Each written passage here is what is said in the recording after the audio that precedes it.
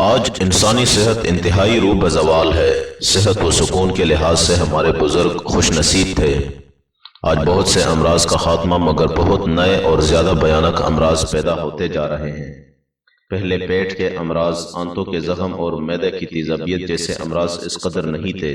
گردے اتنی کثرت سے خراب نہیں ہوتے تھے۔ جوانوں میں شاذ و نادر ہی کوئی اینک لگاتا تھا۔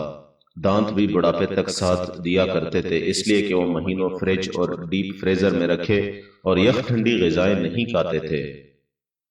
خشک دودھ کے بجائے تازہ دودھ استعمال کرتے تھے۔ کھانے سادہ اور تازہ پکائے جاتے تھے جو مصنوعی رنگوں، خوشبوؤں اور کیمیکل سے پاک ہوا کرتے تھے۔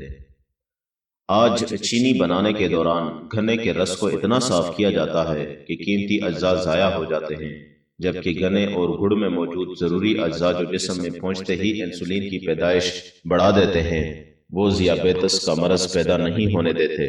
بہت باریک چھنا ہوا آٹا، نان، ڈبل روٹی، میدا سے بنی اشیاء اور بغیر چھلکے استعمال ہونے والی دالیں قبض، میدا کی تیزابیت اور معدہ و آنتوں کے زخم کا سبب بنتی ہے۔ چائے، کافی، کولا، چاکلیٹ میں جو فرحت بخش اور ذائقہ دار چیز ہے جس کی وجہ سے یہ اتنی تیزی سے مقبول ہوئی ہے، وہ کیفین ہے، جس کے بارے میں ثابت ہے کہ الکوہل کی طرح نشہ تو نہیں لاتی مگر اس کے مسلسل استعمال سے لوگ عادی ہو جاتے ہیں کہ اس کی بار بار طلب ہوتی ہے۔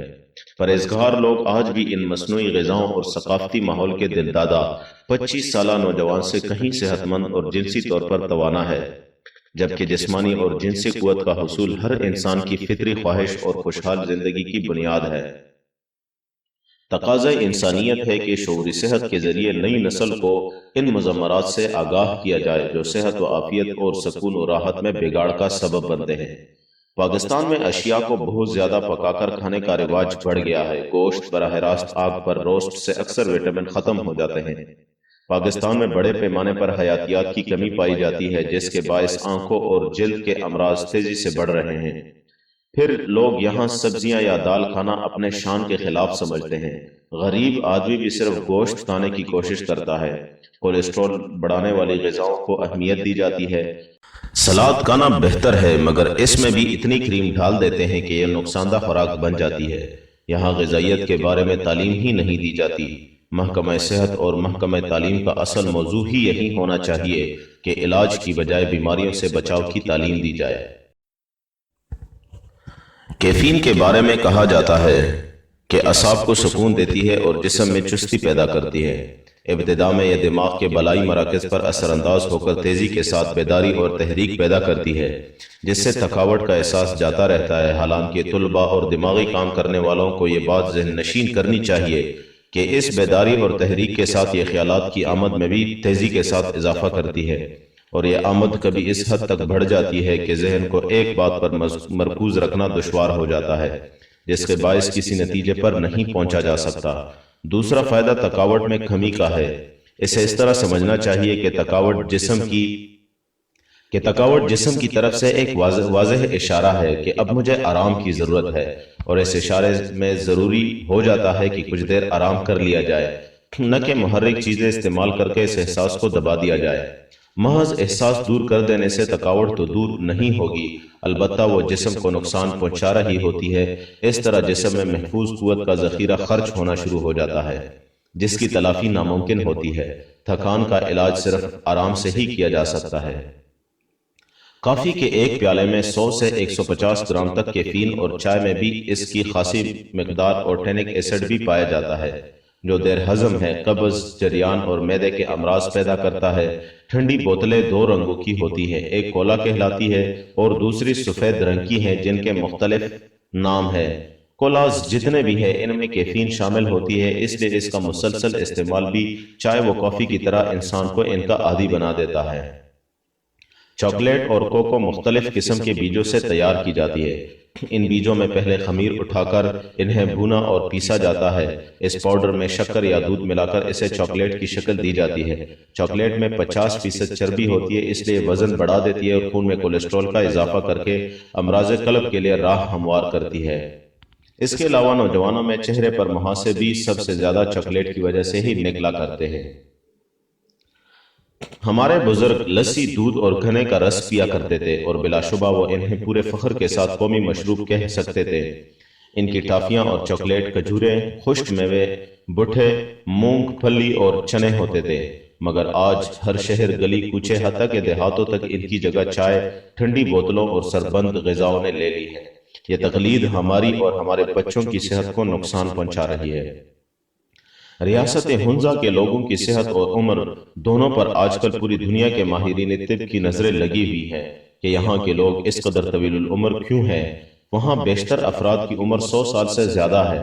تحقیق سے یہ بات معلوم ہوئی ہے کہ ہنزا کے باشندے غذائیں بالکل سادہ استعمال کرتے ہیں۔ ان کی سب سے زیادہ عام غذا جو کھانے والی ہے وہ خوبانی ہے۔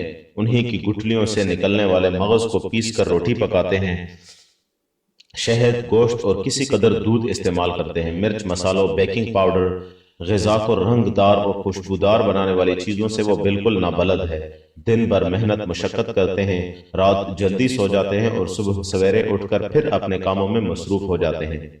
تازہ آب و ہوا، سادہ، خالص اور قدرتی غذائیں اور مشقت سے بھرپور سادہ زندگی ان کی صحت مندی کا راز ہے۔ ان کے کھانے مرچ مسالوں سے مزین نہیں ہوتے۔ زیادہ تر وہ قدرتی غذاؤں مثلا دودھ اور اس سے بنی ہوئی اشیاء، گوشت، سبزیاں اور پھلوں پر انحصار کرتے ہیں۔ ساتھ ہی ریشہ دار غذائیں، موٹے اناج مثلا مکئی، باجرہ، چنا، جو اور گندم کی غذائیں استعمال کرتے ہیں، لیکن وہ ان اناجوں کو باریک پیس یا چھان کر ان کی بوسی نہیں نکالتے۔ شعوری صحت کا سب سے اہم اور لازمی پہلو ازالہ اسباب ہوتے ہیں، کیونکہ اگر اسباب موجود رہیں گے تو تیز ادویات کی مدد سے وقتی افاقے کی کوئی وقت نہیں ہے، بلکہ وہ نقصان دہ ہے۔ اور یہی اہم ترین نقطہ آج دنیا بھر میں نقصان کن امراض و علام، وسیع تر علاج معالجہ اور بے پناہ اخراجات کا سبب بنا ہوا ہے۔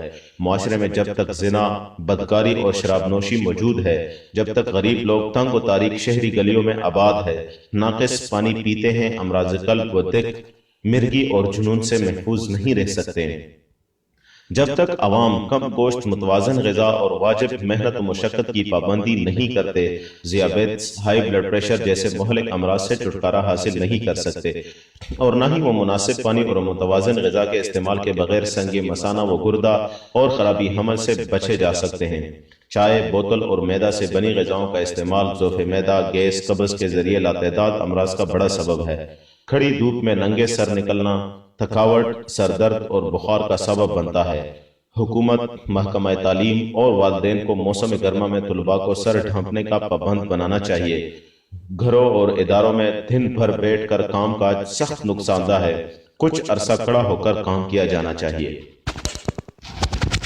جہالت، لا علمی اور غربت ہی وہ سب سے بڑی چیلنجز ہے جن کا ازالہ حکمرانوں اور معاشرہ کے خوشحال لوگوں پر فرض ہے کہ عالمی استحصالی قوتوں نے ہمیں صحت کی بنیادی اصولوں اور حفظان صحت سے دور کر دیا ہے۔ سادہ غذا کھانی چاہیے جس سے بھوک پیدا ہو، اور بغیر بھوک کھانا نہیں کھانا چاہیے تاکہ تندرستی قائم رہے۔ سب سے اہم بات جو تحقیق سے ثابت ہے کہ آج ہر شخص مرغن غذاؤں کا دل دادا اور پیٹ بھر کر کھاتا ہے، جبکہ آج کی اکثریت دن بھر بیٹھ کر کام کرتی ہے۔ آنے جانے میں پیدل چلنے کی بجائے سواری استعمال ہوتی ہے، جس سے غذا صحیح معنوں میں جزو بدن نہیں بنتی۔ ساتھ میں ہم غذا کو ہضم کرنے کے لیے مختلف طریقے اپناتے ہیں۔ اس کی حقیقت یہ ہے کہ محنت، مشقت اور ورزش کی جائے جس سے پسینہ آ جائے، جو پیاس اور بھوک بڑھائے۔ طبی اصول اپنا کر خصوصاً خالص اور طیب غذاؤں کی طرف راغب ہو کر اشتہاری، بازاری، ذائقہ دار اور مزیدار، مضر صحت، مصنوعی، بناوٹی اور کمرشلائزڈ غذاؤں اور مشروبات سے پرہیز کر کے اپنے صحت کی حفاظت کریں۔ ان اصولوں کو اپنا کر اپنے صحت کی خود حفاظت کریں اور اپنے قوم کو بیماریوں سے بچانے میں مدد کریں۔